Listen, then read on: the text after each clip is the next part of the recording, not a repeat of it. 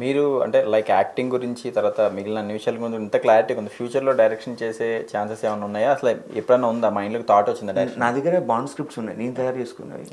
So ఇంకోటి ఏంటంటే day to day technique మారుతుంది, డే టు డే కాన్సెప్ట్స్ మారుతున్నాయి, స్క్రీన్ ప్లే మారుతుంది, స్టోరీస్ మారుతున్నాయి. సో మన పాత అయిపోతూనే ఉంటాయి. అంటే మీరు ఫ్యూచర్లో డైరెక్షన్ చేయాలి అంటే ఆ డిపార్ట్మెంట్ నుంచి వచ్చినా కూడా కొంచెం మనకు ఉంటుంది చేయాలని, కానీ ఫస్ట్ ఆర్టిస్ట్గా నిలదొక్కుంటే అప్పుడు ఫ్యూచర్లో ఇప్పుడు రవితేజ గారి లాగా చేద్దాం.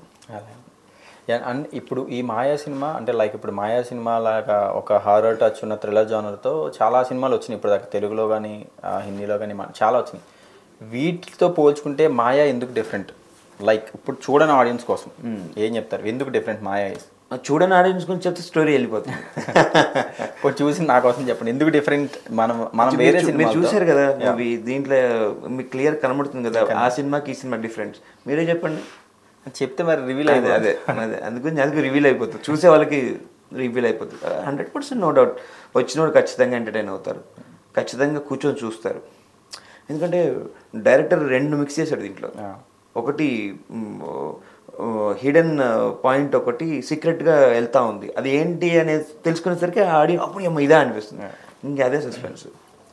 ఇప్పుడు ఆర్టిస్ట్ అనే వారికి ఎవరికన్నా కూడా ఒక డ్రీమ్ క్యారెక్టర్, డ్రీమ్ రోల్ అనేది ఉంటుంది. అంటే పలానా క్యారెక్టర్ చెయ్యాలి లైఫ్లో, నేను ఖచ్చితంగా ప్లే చేయాలని. అట్లానే యాజ్ అన్ యాక్టర్గా మీ డ్రీమ్ రోల్ ఏంటి, మీరు ప్లే చేయాలనుకున్న డ్రీమ్ రోల్? నాకు ప్యూర్ డీ గ్లామర్ రోల్ కావాలండి.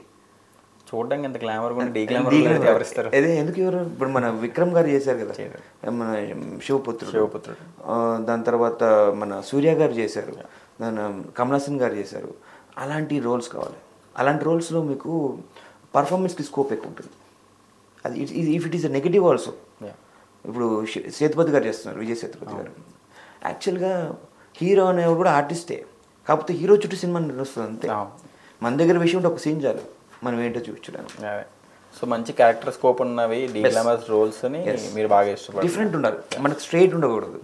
అండ్ మీరు ఈ రీసెంట్ టైమ్స్లో చూసిన సినిమాలో ఏదైనా క్యారెక్టర్ చూసి ఈ క్యారెక్టర్ని ప్లే చేసి ఉంటే బాగుండని మీకు అనిపించిన క్యారెక్టర్స్ ఏమైనా ఉన్నాయా? అంటే విక్రమ్లో విజయ్ సేతుపతి గారు. ఓ సూపర్. ఆ క్యారెక్టర్ నాకు బాగా నచ్చింది. ఇంకా తెలుగులో ఉన్న క్యారెక్టర్స్ ఏమన్నా? నువ్వు తెలుగులో రీసెంట్గా ఏం చూసాము మనం, ఇంకేదైనా స్ట్రైట్ వెళ్ళిపోతున్నాయి. మీకు డిఫరెంట్గా అనిపించింది నాకు రీసెంట్ మూవీస్లో విజయ్ సేతుపతి గారు.